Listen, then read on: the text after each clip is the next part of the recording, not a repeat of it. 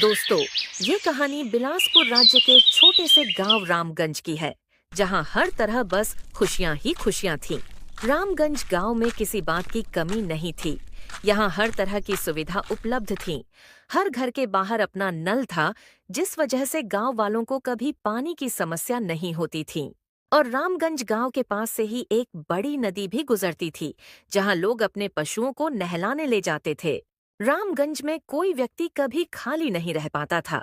यहाँ हर व्यक्ति के पास अपनी अपनी जमीन थी, जहाँ वो काम कर सकता था और अपने घर का पालन पोषण कर सकता था। रामगंज में किसी को भी दूसरे के यहाँ काम करने की जरूरत नहीं पड़ती थी। परंतु इसी गांव में दो दोस्त रहते थे, जिनका नाम गांव में बहुत खराब था, क्योंकि दोनों दोस्तों एकदम कामचोर और बदतमीज थे। दोनों से कोई काम करने कह दे तो वो 10 मिनट के काम को 10 घंटे का बनाकर छोड़ देते थे। और दोनों की बोली इतनी बदतमीजों वाली थी कि इनसे सीधे मुंह बात नहीं होती थी। इन दोनों दोस्तों का नाम राजू और कालू था। राजू और कालू की दोस्ती गांव में इतनी प्रसिद्ध थी कि जब इनमें से कोई एक अकेला दिख जाए तो उस अकेले को गांव वाले जरूर टोक देते थे। एक दिन इसी तरह कालू गांव के मार्केट में अकेले घूम रहा था, तभी उसे रमेश काका टोक देते हैं। क्या कालू, कहाँ घूम रहा है अकेले अकेले? कहाँ है तेरा दूसरा साथी? काका, आपके सवाल का जवाब देने से पहले एक सवाल था। पूछूं क्या? अरे क्यों नहीं, पूछ, क्या पूछना है? काका, आप आने जाने वालों से कितने सवाल पूछते हो? ये कैसा सवाल है कालू? मैं कुछ नहीं समझा। आपने जिस तरह मुझसे सवाल पूछा है, पक्का आप इस तरह और भी आने जाने वालों से पूछते होंगे। इसका मतलब आपके पास बहुत फालतू समय है। यानी इसका मतलब आपके सवाल भी फालतू होंगे। और मेरे पास आपके तरफ फालतू समय नहीं है। क्या कहा तूने कालू? रुक, तुझे अभी बताता हूँ कितना फालतू समय है मेरे पास। आ इधर।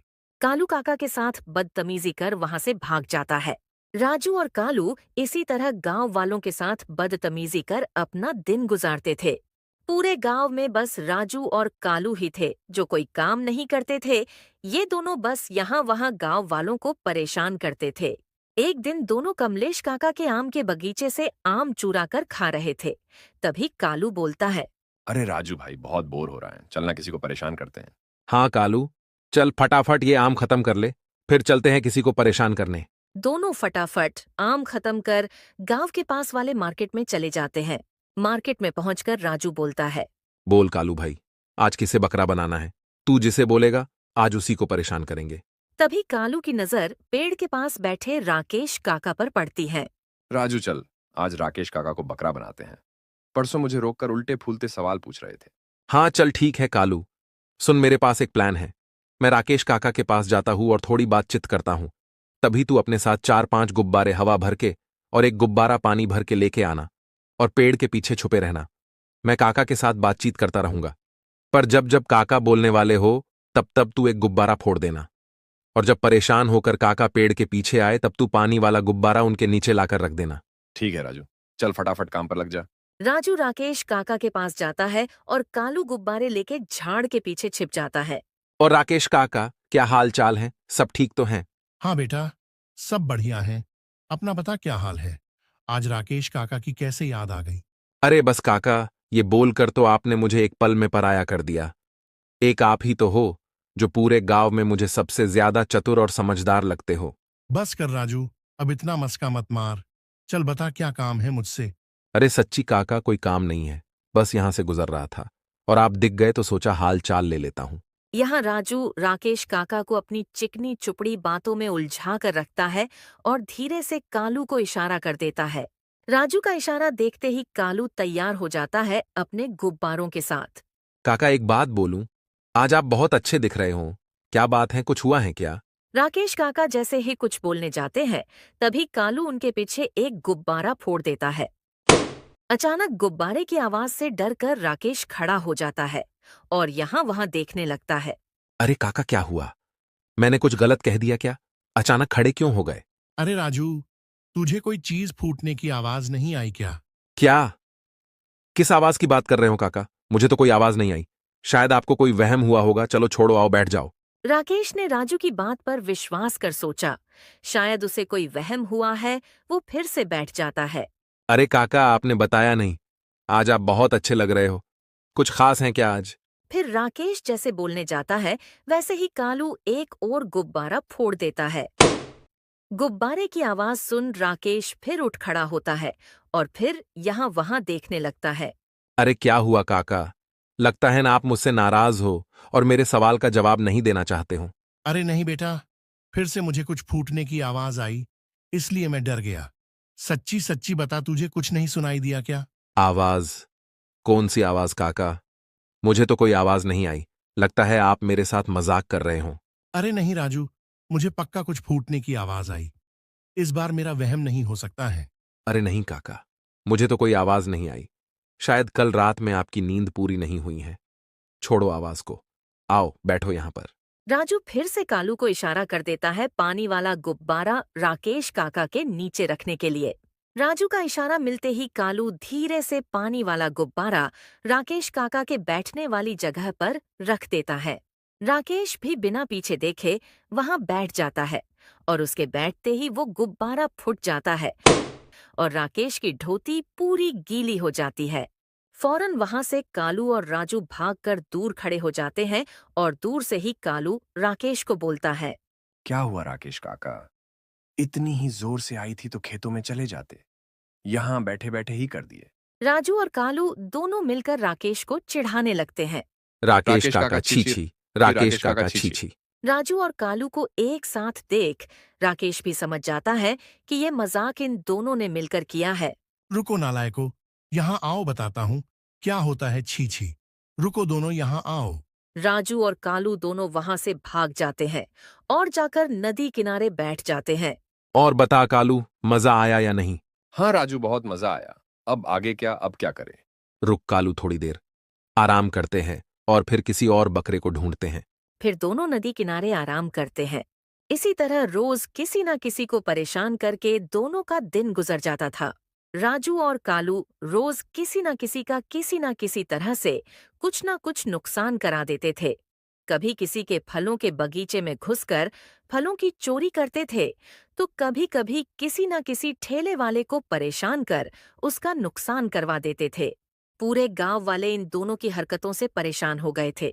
इन दोनों से परेशान होकर कुछ लोग गांव के मुखिया के पास जाते हैं ताकि इन दोनों को कोई सबक सिखा सके। जब गांव वाले मुखिया के घर पहुंचते हैं, उस वक्त मुखिया आराम से खटिया पर सो रहा होता है। मुखिया को सोता देख राकेश जोर से मुखिया को आवाज लगाता है। अरे उठो मुखिया जी, कब तक सोओगे?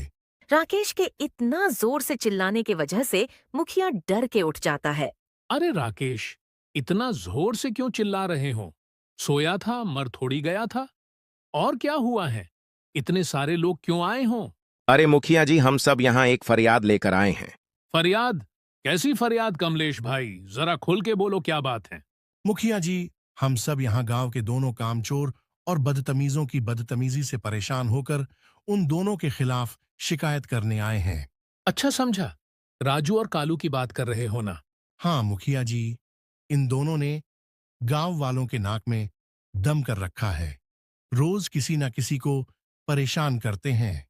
मुझे तो ऐसा लगता है शायद बिना किसी को परेशान करे इनके गले से पानी नहीं उतरता है। हाँ मुखिया जी, राकेश भाई सही बोल रहे हैं। इन दोनों का रोज का हो गया है। रोज रोज आकार मेरे आम के बगीचे से आम तोड़कर खाते हैं। बात तो तब बिगड़ गई जब एक दिन दोनों को मैंने पकड़ लिया। उसके बाद से तो दोनों ने और नाक में दम कर दिया है। क्या हुआ? ऐसा क्या कर दिया दोनों ने? मुखिया जी, जिस दिन उन दोनों को पकड़ के थोड़ी फटकार क्या लगा दी, उसके बाद तो आम खाना हो या ना हो, बस आते हैं, पत्थर मारकर आम तोड़ते हैं और भाग जाते हैं। ये तो अब रोज का हो गया है। कुछ कीजिए मुखिया जी इन दोनों का, वरना ये और किसी ना किसी दिन किसी का बहुत बड़ा नुकसान करवा देंगे। हाँ रुको, जरा सोचने दो। कुछ ना कुछ कर दोनों को कोई सबक सिखाना पड़ेगा, तब दोनों को समझ आएगा कि किसी को परेशान करने पर कैसा लगता है। कुछ देर तक सोचने के बाद मुखिया कहता है। एक काम करो, तुम सब चले जाओ। खाली राकेश और कमलेश, तुम दोनों यहां रुको। मेरे पास एक तरकीब है दोनों को सबक सिखाने का, जिसमें मुझे राकेश और कमलेश की जरूरत पड़ेगी। बाकी के लोग अपने अपने कामों पर चले जाओ। और हां, अब चिंता मत करना, उन दोनों को मैं सबक सिखा कर रहूंगा। मुखिया की बात सुन बाकी के गांव वाले वहां से चले जाते हैं। बोलो मुखिया जी, क्या प्लान है दोनों को सबक सिखाने के लिए? एक बात बताओ, राकेश और कमलेश, तुम दोनों के हिसाब से इन दोनों की ताकत क्या है? ताकत का तो बोल नहीं सकता मुखिया जी, पर दोनों एक नंबर के कामचोर हैं। दोनों के पास कोई काम नहीं है और कहते हैं ना, खाली दिमाग शैतान का घर। बस वही है इन दोनों का भी। नहीं राकेश, तुम नहीं समझ रहे हो। यह दोनों जब भी कोई शरारत करते हैं, तब दोनों साथ होते हैं। इसका मतलब सबसे पहले हमें इनके दोस्ती में दरार लाना होगा और उसी दरार का फायदा उठाकर इन दोनों को कोई ना कोई गलत इल्जाम में फंसाकर पुलिस के हवाले करने का नाटक करना होगा। तब जाकर डर के यह लोग अपनी बदतमीजी बंद करेंगे। क्या बात है मुखिया जी, क्या पकड़ा है आपने? चलिए अब फटाफट दोनों के दोस्ती में किस तरह दरार लाए और दोनों को किस इल्जाम में फंसाए, ये भी बता दीजिए। मुखिया राकेश और कमलेश दोनों को राजू और कालू को सबक सिखाने वाला आइडिया बता देता है। फिर अगली सुबह जब राजू और कालू कमलेश के आम के बगीचे पर आम तोड़ने जाते हैं, दोनों आम तोड़ने ही वाले थे, तभी वो वहां खड़े कमलेश को देख लेते हैं। रुक जा कालू, कमलेश काका को जाने दे, वरना इस बार पकड़ लिया तो बहुत मारेंगे। कमलेश के डर से राजू और कालू कुछ देर वहीं छुप के खड़े हो जाते हैं। अरे रामू काका कहाँ हो, जरा यहाँ आना। आया मालिक। रामू काका, आपने नदी किनारे वाले खजाने के बारे में सुना है या नहीं? क्या खजाना? नहीं मालिक, मैंने तो नहीं सुना है किसी खजाने के बारे में, जरा बताना तो। अरे रामू काका, आपको बता के भी क्या करूंगा, आप उस खजाने को नहीं निकाल सकते। ऐसा क्यों मालिक? मैं क्यों नहीं निकाल सकता वो खजाना? नहीं काका, ये कोई मामूली खजाना नहीं है। सुना है किसी मायावी ने इसे नदी के पानी में छिपा दिया है। इस खजाने को गांव के बहुत लोगों ने ढूंढा पर नहीं ढूंढ पाए। मालिक, ऐसा कौन सा जादू किया था उस मायावी ने कि खजाना कोई नहीं ढूंढ पा रहा है? कमलेश अब थोड़ा जोर जोर से बोलने लगता है। काका, मुझे पक्का तो नहीं पता, पर मैंने सुना है उस मायावी को उसके सबसे अच्छे दोस्त ने धोखा दिया था और उससे वो खजाना चुरा लिया था। उसी गुस्से में आकर मायावी ने अपने दोस्त को उसी खजाने के साथ उस नदी के नीचे दबा दिया है। ये क्या कह रहे हो मालिक? फिर उस खजाने को किस तरह से निकाल पाएगा कोई? रामू काका, उस खजाने को बस एक ही तरह से पाया जा सकता है। उसके लिए आपको आपके सबसे सच्चे मित्र को नदी के पानी में डुबाना होगा। तब जाकर उस मायावी के दोस्त के आत्मा को शांति मिलेगी और खजाना अपने आप सामने आ जाएगा। बाप रे बाप, ये तो बहुत खतरनाक काम है मालिक।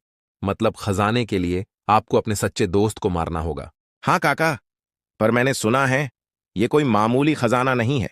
जिसको भी ये खजाना मिल जाएगा उसके 7 पीढ़ी तक को कभी काम नहीं करना होगा। इस खजाने में इतने अनमोल अनमोल चीजें हैं उस खजाने में।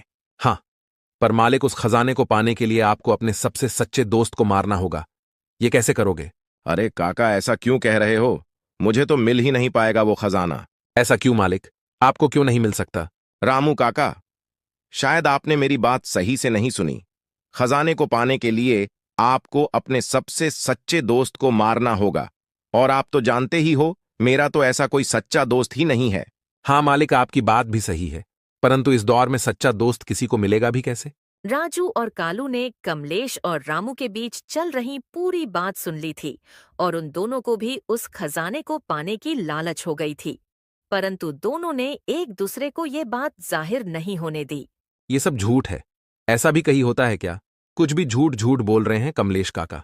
हाँ भाई, कमलेश काका बस सुनी सुनाई बात रामू काका को सुना रहे हैं।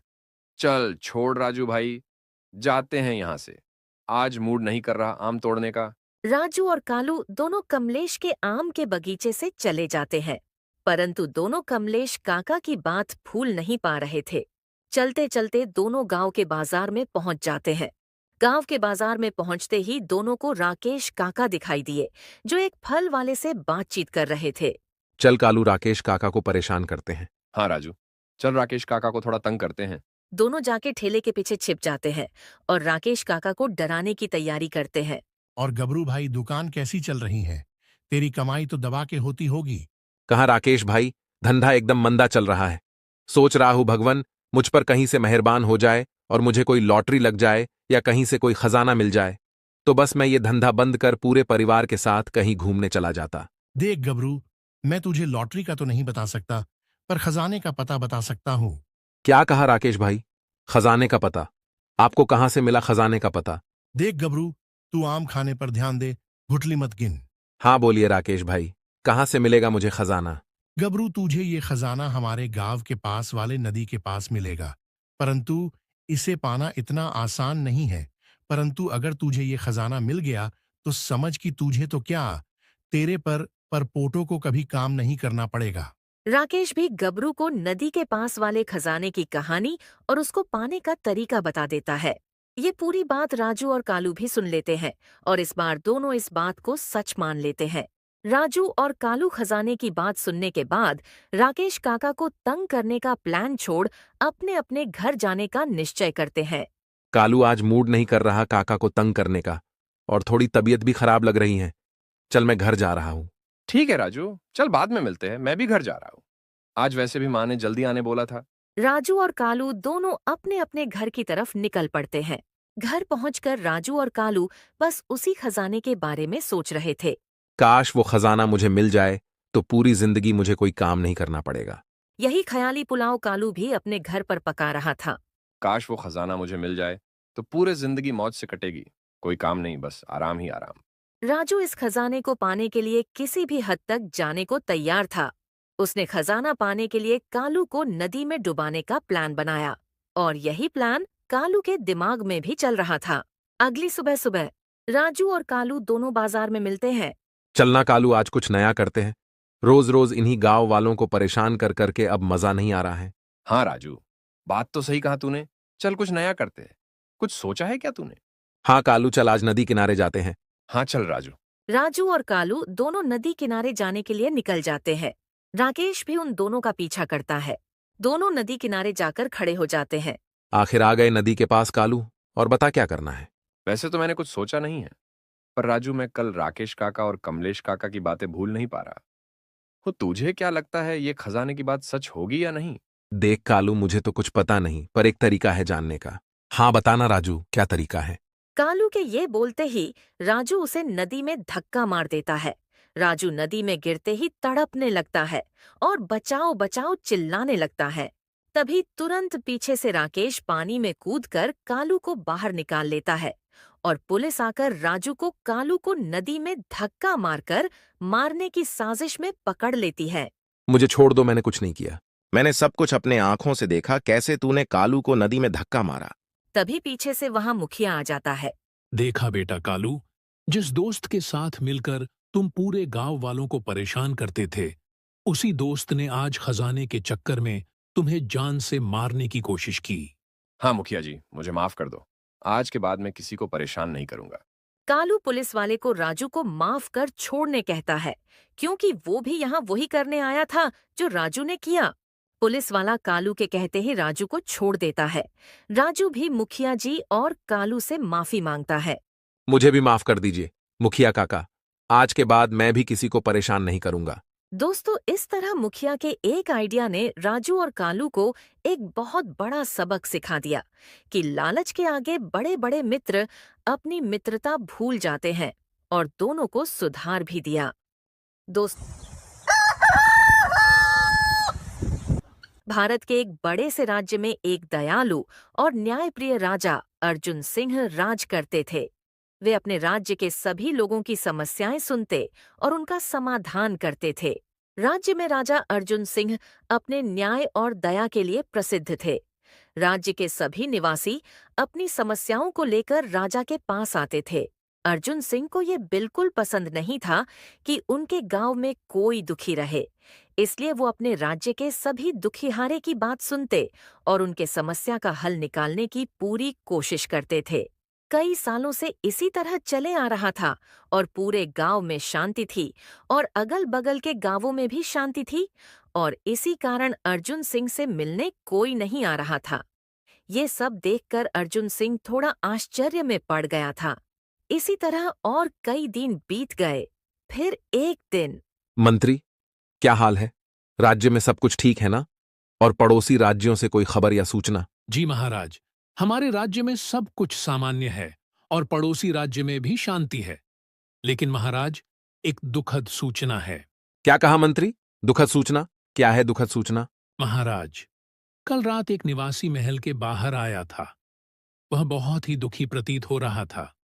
उसकी इच्छा आपसे मिलने की थी, लेकिन हमारे सैनिकों ने उसे महल के अंदर आने नहीं दिया। क्या हमारे महल के दरवाजे पर एक दुखी व्यक्ति था और उसे अंदर नहीं आने दिया गया? सैनिकों को बुलाओ। अर्जुन सिंह ने तुरंत उन सैनिकों को राज दरबार में आने के लिए कहा।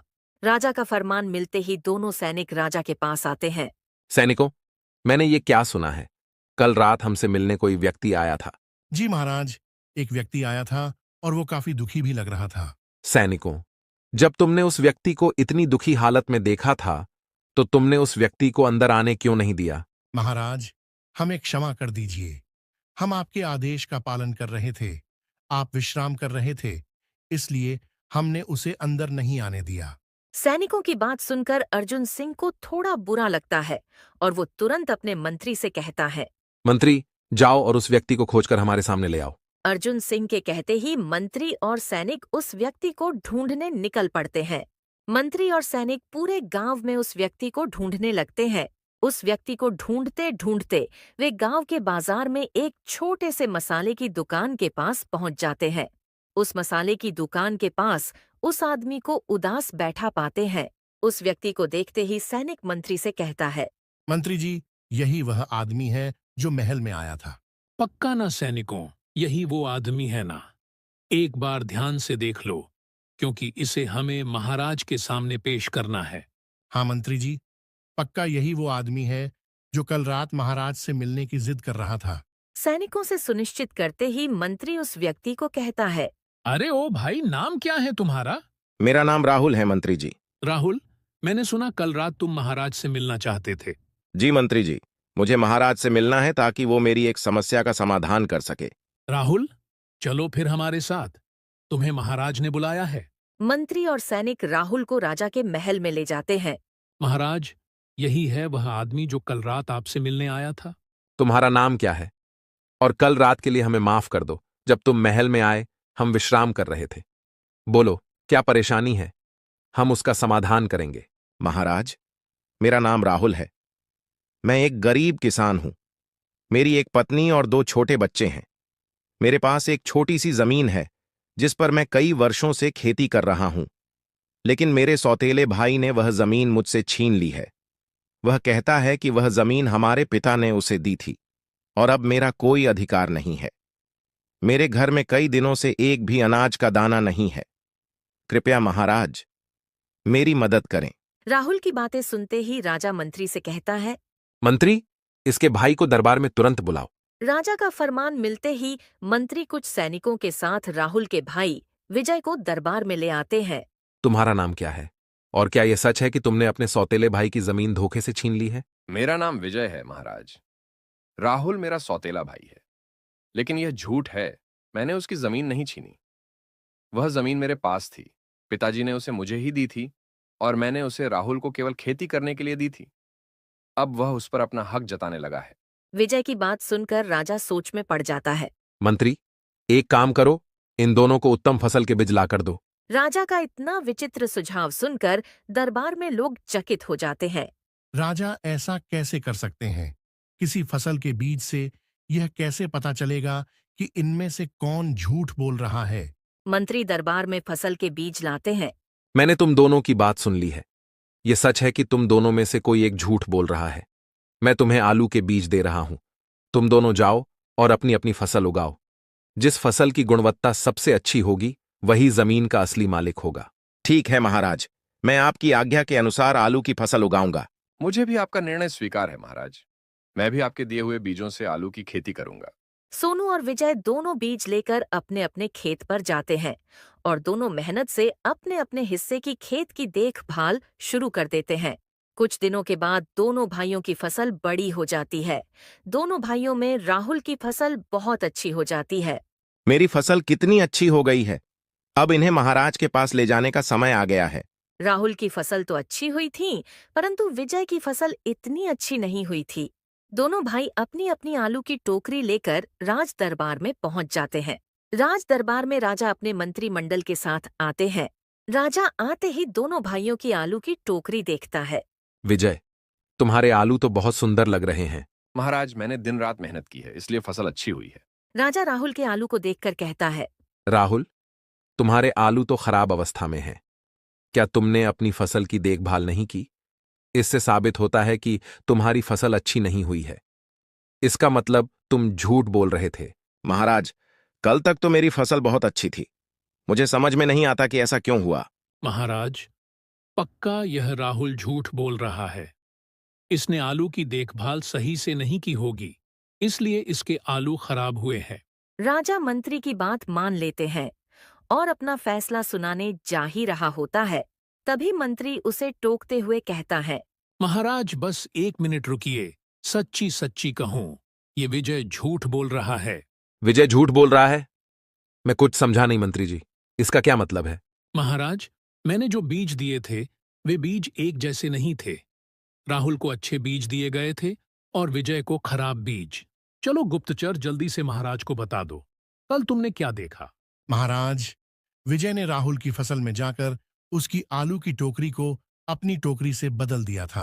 राजा को जब सच्चाई का पता चल जाता है तो विजय तुरंत माफी मांगने लगता है। मुझे माफ कर दीजिए महाराज, मैंने गलत किया। मुझे जमीन का लालच आ गया था। विजय, तुमने झूठ बोला है, तुम्हें दंड मिलेगा। विजय, तुम्हें राज्य से निष्कासित किया जाता है। अर्जुन सिंह का न्याय सुन विजय रोने लगता है। राहुल, सत्य सामने आ चुका है, अब वह जमीन तुम्हारी है। राजा की बात सुनते ही राहुल खुश हो जाता है। धन्यवाद महाराज, मैंने उम्मीद की थी कि न्याय होगा। मंत्री, तुम्हारी सूझबूझ ने अन्याय को रोका। तुम्हें 100 सोने की अशर्फियां दी जाती हैं। धन्यवाद महाराज। अर्जुन सिंह के फैसला सुनाने के बाद राहुल उनके सामने अपनी एक इच्छा जाहिर करता है। महाराज, मेरी एक इच्छा है। मुझे विजय को माफ करने की इच्छा है। आखिरकार वह मेरा भाई है। राहुल, हम तुम्हारी इच्छा पूरी करेंगे। विजय, तुम्हें माफ किया गया है, लेकिन अब ऐसा मत करना। मुझे माफ कर दो राहुल, मैं शर्मिंदा हूं। मैंने तुम्हें माफ कर दिया है। अब से हम मिलकर खेती करेंगे और खुशी से रहेंगे। राहुल और विजय दोनों मिलकर मेहनत से खेती करते हैं और खुशी से रहते हैं। दोस्तों, इस कहानी से हमें यह सीख मिलती है कि हमें कभी लालच नहीं करना चाहिए, क्योंकि लालच का फल हमें कभी न कभी फंसा देता है। तो दोस्तों, इस प्रकार की और शानदार कहानी देखने के लिए चैनल को जरूर से सब्सक्राइब कीजिएगा।